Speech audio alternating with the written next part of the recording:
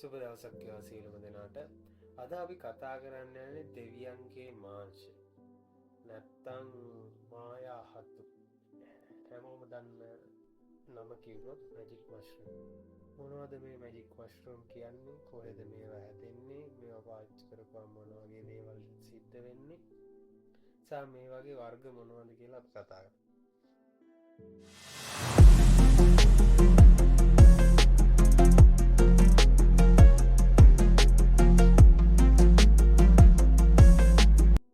Magic mushroom කියන්නේ ඇත්තරම දිලීරවර්ග. මේ දිලීරවල ප්‍රජනක අවයව විදිහට තමා මේ හතු විදිහට හැදෙන්නේ. ඉතින් මේවා මැජික් මෂ්රූම් වර්ග ගොඩක් තියෙනවා. මේ ලෝකෙ ගත්තට පස්සේ මැජික් මෂ්රූම් වර්ග ගොඩක් තියෙනවා. ඒ වගේම දිලීර මිලියන 20කට අධික ප්‍රමාණයක් තියෙනවා කියලා තමා සඳහන් වෙන්නේ. ඒ වගේනුත් ඉතාම සුළු ප්‍රමාණයක් තමා ටෙස්ට් කරලා බලලා මොනවද ඒ වගේ බෙනිෆිට්ස් සහ සයිඩ් ඉෆෙක්ට්ස් කියලා හඳුනාගෙන තියෙනවා. එතකොට මේ මැජික් මෂ්රූම් වර්ග මොනවද? දැන් ලංකාවේදී සඳහන් වෙනවා මැජික් මෂ්රූම් වර්ග 4ක් පමණ තියෙනවා. අපිට හොයාගන්න පුළුවන් වුණේ මැජික් මෂ්රූම් වර්ග 2යි. එකක් පැනිවලස් සයනාසිස් සහ අනිත් එක සයිලොසයිබින් කුබෙන්සිස්. මේ පැනිවලස් සයනාසිස් කියන වර්ගය හැදෙන්නේ ගොම ඔසුරු වල. මේක ඉතාම පොඩි අතු වර්ගයක්. හත්තේ යට කළු පාට පැහැයෙන් යුක්තයි, තද කළු පැහැයෙන්. ඊට අමතරව සයිලොසයිබින් කුබෙන්සිස් කියන වර්ගය හැදෙන්නේ අලින්ගේ වසුරු වල. මේක ගොඩක් ජනප්‍රිය එලිෆන්ට් පූප් මෂ්රූම්. ඉතින් මේ වර්ග දෙකක් ඒ වගේම මේ සයිලොසයිබින් කුබෙන්සිස් කියන වර්ගය ටිකක් විශාල හතු වර්ගයක් සහ පැනිවලස් සයනාසිස් කියන වර්ගය කුඩා ප්‍රමාණයේ හතු ජාලයක් විදිහට තමයි හැදෙන්නේ. සාමාන්‍යයෙන් හතු හැදෙන්නේ වර්ෂාවක් සමග ඉතා තද අකුණු ඇති වෙලා වර්ෂාව නිමා වෙනවත් එක්කම තමයි ඒ කාලයේදී මේ හතු වර්ග හැදෙන්නේ. එතකොට මේවා පාවිච්චි කරපුවම මොන වගේ දෙයක්ද සිද්ධ වෙන්නේ? ඒක අපි කතා කරමු.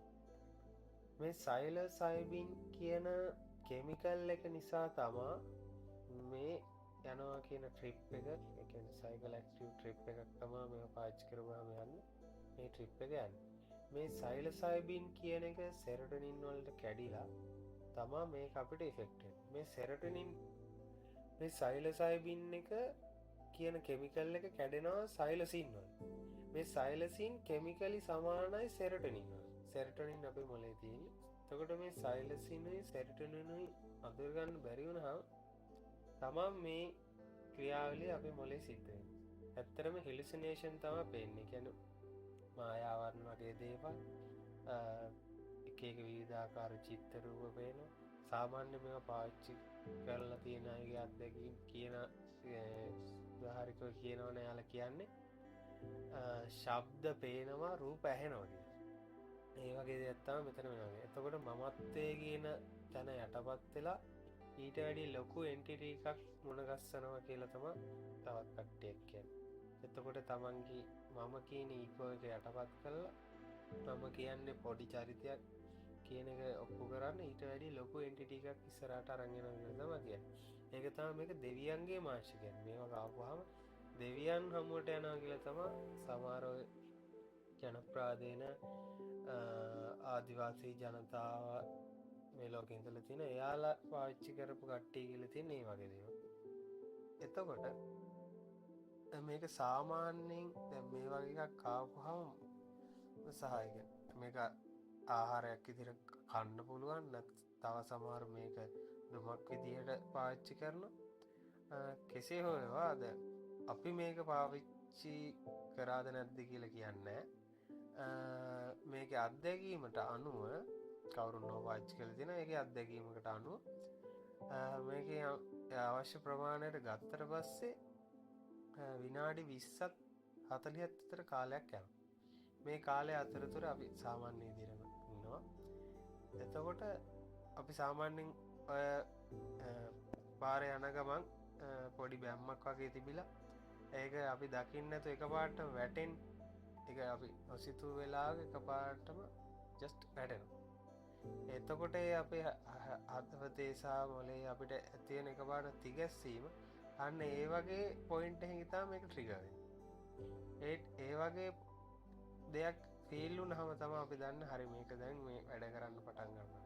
එතකොට මේකේ එක එක්කෙනාට විවිධාකාර විදිවලට තමයි දැනෙන්නේ. බොහෝ දෙනා කියන්නේ ගොඩක්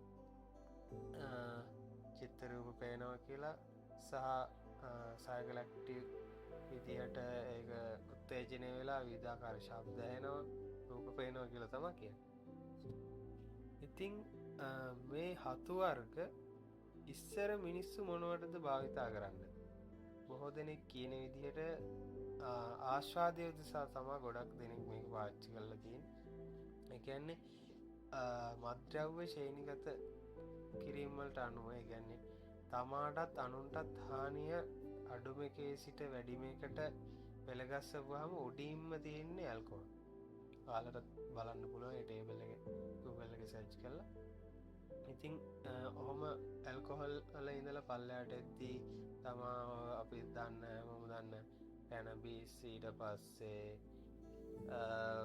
කුඩු හෙරොයින් වගේ විවිධාකාර මත්ද්‍රව්‍ය තියන අන්තිම 1 2 සහ තැන්වලට එද්දී දෙවැනියට තියෙන LSD පළවෙනියට තියෙන මැජික් මෂ්රූම්. එතකොට තමාටත් අනුන්ටත් හානි අඩුම මත්ද්‍රව්‍ය වල අංක 1ට ඉන්නේ මේ මැජික් මෂ්රූම්. මොකද මේක ස්වභාවික දෙයක්.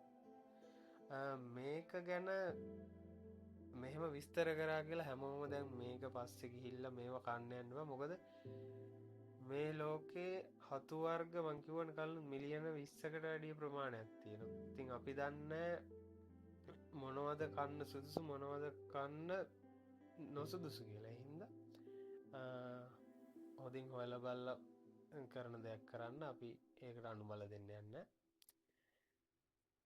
එහෙනම් තවත් අලුත් වීඩියෝ එකකින් හමු වෙනකන් ඔබට ස්තුතියි.